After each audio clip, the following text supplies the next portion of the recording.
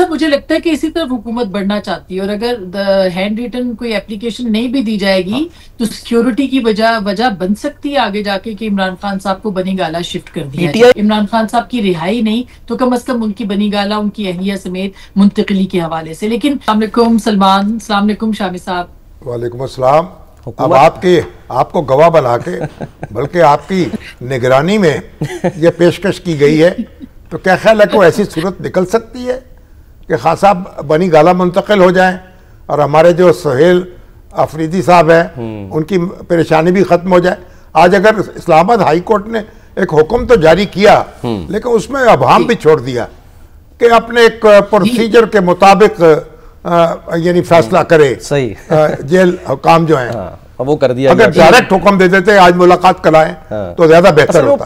पहले का ही हुक्म था ना सर। तो आसमा क्या लग रहा है हुकूमत क्यों चाहती है कि बनी गाला जो है वो शिफ्ट कर दिया जाए खान साहब?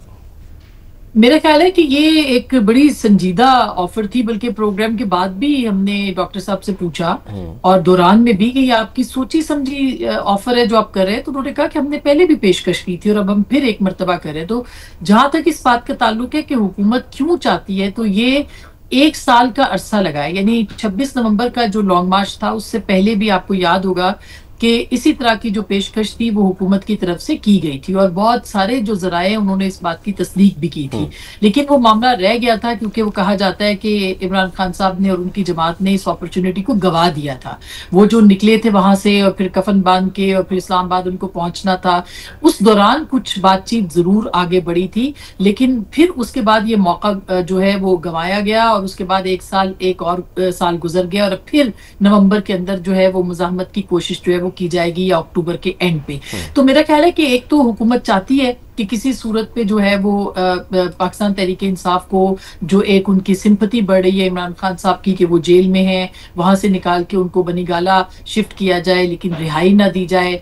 फिर एक तोशा खाना का भी अभी फैसला जो है वो मुतवक्के है, उसमें खान साहब भी उससे पहले सड़कों को गर्म करना चाहते हैं। वो समझते हैं कि दबाव बढ़ाया जाए, मुज़ाहमत की जाए ताकि हुकूमत जो है वो इस तरह के जो फैसले आ रहे हैं उनको अवॉइड करे। लेकिन जो हुकूमत है वो तो देखिए इशारे दे रही है वो किस तरह सियासी जमात पे ही पाबंदी लगवा रही है। तो ये आपको लगता है इन हालात में कोई रिस्क ले सकती है तहरीक इंसाफ सड़कों पर आने का? देखिए तहरीक इंसाफ अपना देखिए उनका जो एक पूरा पॉलिटिकल बयानिया है वो बयानिया तो मुज़ाहमत ही है। इमरान खान साहब कभी भी नहीं चाहेंगे कि वो हाथ से लिखी दरखास्त दे दें कि उनको बनी गाला शिफ्ट कर दिया जाए, लेकिन वो ये जरूर चाहेंगे कि उनको कहीं ना कहीं और जो है वो बीच में एक खबरें भी आपको याद होगा फिलर्स भी छोड़े गए थे। तो वो ऐसा भी नहीं है कि वो रिहाई नहीं चाहते और ऐसा भी नहीं है कि वो हुकूमत को मुस्तकिल तौर पर कह दें कि इसके ऊपर फायदा हम नहीं उठाएंगे। मगर जो जिस बात का इम्कान लग रहा है वो ये है कि हुकूमत समझती है कि खुद पाकिस्तान तहरीक इंसाफ इस बात को या इमरान खान साहब जो है वो इंडोर्स करें कि उन्होंने एनआरओ मांगा या उन्होंने डील की या वो दरखास्त दे रहे हैं, उनकी जमात दे रही है। दूसरी तरफ सिक्योरिटी के पेश नजर अगर आप देखें तारिक फजल चौधरी साहब की गुफ्तगू को तो मुस्तकिल कह रहे हैं कि 2,500 लोगों की गुंजाइश है अडयाला जेल के अंदर, 8,000 लोग वहां पे हैं, सिक्योरिटी के बहुत मसाइल है। तो इसका मतलब ये कि हुकूमत मेंटली प्रिपेयर्ड है कि वो किसी भी अगर कोई ऐसा हुकूमत को खुद फैसला करना चाहिए। अब खान साहब जो है वो अपनी फरमाइश पर तो अडयाला जेल में नहीं है ना, कैदी जो है उसको जहां चाहे रख ले, ये तो कैद करने वाले की जवाबदीद है ना। चाहे जिस जेल में भी उनको कैद रखे उनको घर में भी नजरबंद रख सकते हैं, घर को जेल करार दे दें। शामी साहब मुझे लगता है कि इसी तरफ हुकूमत बढ़ना चाहती है और अगर हैंड रिटन कोई एप्लीकेशन नहीं भी दी जाएगी तो सिक्योरिटी की वजह बन सकती है आगे जाके कि इमरान खान साहब को बनी गाला शिफ्ट कर दिया। पीटीआई का इस पे क्या रद्द अमल है? अभी तक तो पीटीआई इसको संजीदा कोशिश के तौर पे नहीं समझ रही, ना इसको वो समझ रही है कि ये संजीदा ऑफर है। अगर हुकूमत अपने तौर पे फैसला कर ले तो पीटीआई तो कुछ रुकावट नहीं डाल सकती ना।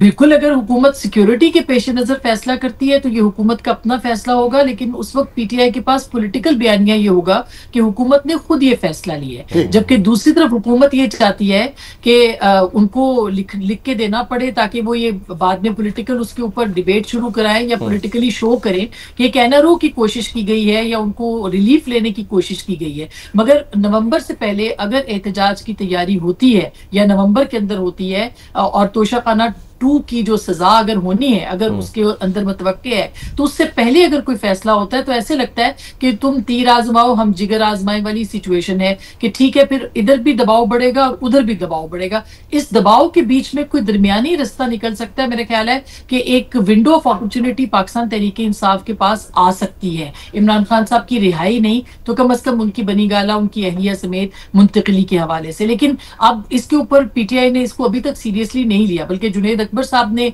तो जो इस पे गुफ्तगू की, उन्होंने कहा कि वो तो खुद बाइख्तियार नहीं है।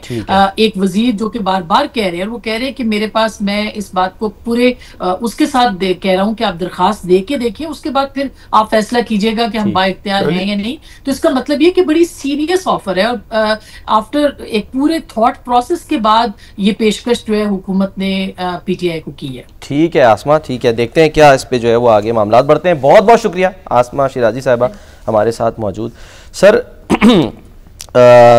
आप, हमने जो सुहेल अफरीदी साहब का जो हमने बताया है कि वो कह रहे हैं जी कल से अवाम में जा रहा हूँ, तो क्या कर लेंगे अवाम में जाके? अवाम में जाएंगे, जलसे करेंगे, अपनी जलसों का जब पूछते हैं, तहरीक का पूछते हैं उनसे, तो वो कहते हैं जी ये तो मरकजी क़यादत फैसला करेगी, सलमान रोड शो कर लेंगे, अच्छा, लोगों को इन्वॉल्व कर लेंगे, अपनी भड़ास निकाल लेंगे। अच्छा, बस ठीक है, देखते हैं करते क्या है।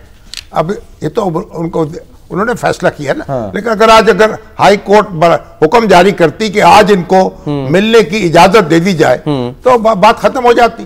अब फुल कोर्ट ने उसमें जनाब एक थोड़ी सी वो जलेबी तल दी कि भाई आप अपने प्रोसीजर के मुताबिक जो है वो फैसला कर दें। ठीक है। अच्छा सर, वो एक और भी फैसला जो है वो मुअत्तल हुआ है सिंगल बेंच का, इस्लामाबाद हाई कोर्ट के लार्जर बेंच ने दिया है।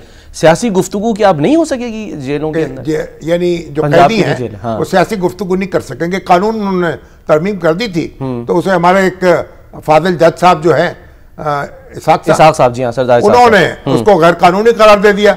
उसके खिलाफ अपील हुई, डिवीजन बेंच ने वो अपील मंजूर कर ली। गोया जो कैदी हैं वो सियासी गुफ्तगू नहीं कर सकेंगे। गोया जो आप अखबार वालों से गुफ्तगू करते हैं या वकील जो है आके कहते हैं कि जनाब खान साहब ने ये कहा है ये कहा है, या किसी ने खत लिख दिया जेल से, तो वो बाहर नहीं कर सकेंगे।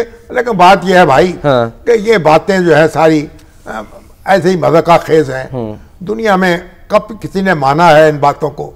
इस तरह के कानून बनते रहते हैं। सर देखना तो ये है कि मुलाकात करवाने के लिए जो अहकाम दिए जा रहे हैं इसी इस्लामाबाद हाई कोर्ट से, वो तो नहीं माने जा रहे। अब इस पर अमल दरामद होता है, माने नहीं जा रहे। वो तो उसके अंदर एक खुद सुकम मौजूद है ना, अवाम है। सही, ठीक है सर। अच्छा जी, आगे अब एक बात यह है जी जी, आज एक अच्छी खबर यह आई है कि पंजाब हुकूमत ने जो 1 लाख अफराद को जो बिला सूद कर्जे दिए थे मकान बनाने, जी जी, जो आपके पास छोटा प्लॉट है 3 मरले का 5 मरले का, 15 लाख रुपए तक का कर्ज आपको दिया जाए, अपनी छत अपना घर। ठीक है। अब ये खुफत के जेरे तमाम ये एक निगरानी में काम हो रहा था और नूरुल अमीन मैगल साहब जो हैं वो हमारे सेक्रेटरी हाउसिंग है, बड़े माशाल्लाह धड़ल्ले के आदमी हैं। तो अब उसमें से 22,353 घर मुकम्मल हो चुके हैं और 74,000 इस वक्त जेर तामीर है। ठीक है। और 1 साल में 1 लाख घर मुकम्मल होंगे और 5 साल में 5 लाख। 5 साल में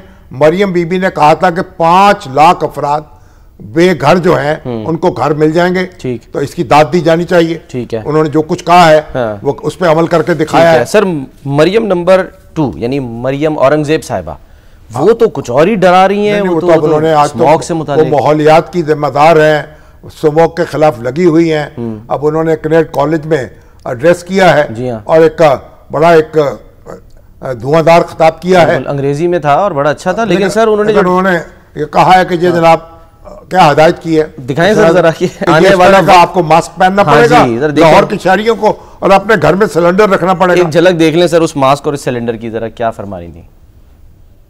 The mask to manage this kind of pollution, so we all will have to wear this mask.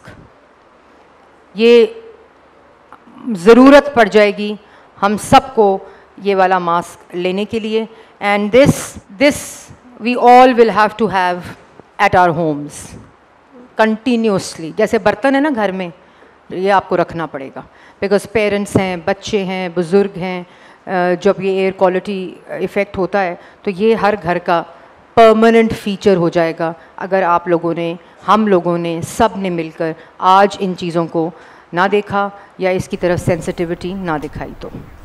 अब ये अगर ये 3 महीने पहले ऐलान होता तो लोग ये मास्क भी ले लेते और सिलेंडर भी आहिस्ता आहिस्ता ले लेते। अच्छा, अब तो एक जनाब दौड़ लग जाएगी ना। हाँ। अब ये जो मास्क हैं इतनी बड़ी तादाद में अवेलेबल होंगे। सही बात है। और फिर इसके बाद जो सिलेंडर है वो तो खदशात कर रही है ना कि अगर हमने, क्योंकि हम कुछ हर घर की जरूरत है, कुछ AI तस्वीरें भी आप बनाई इस हैं, तरह का मास्क पहने। हाँ। अब वो मास्क आपको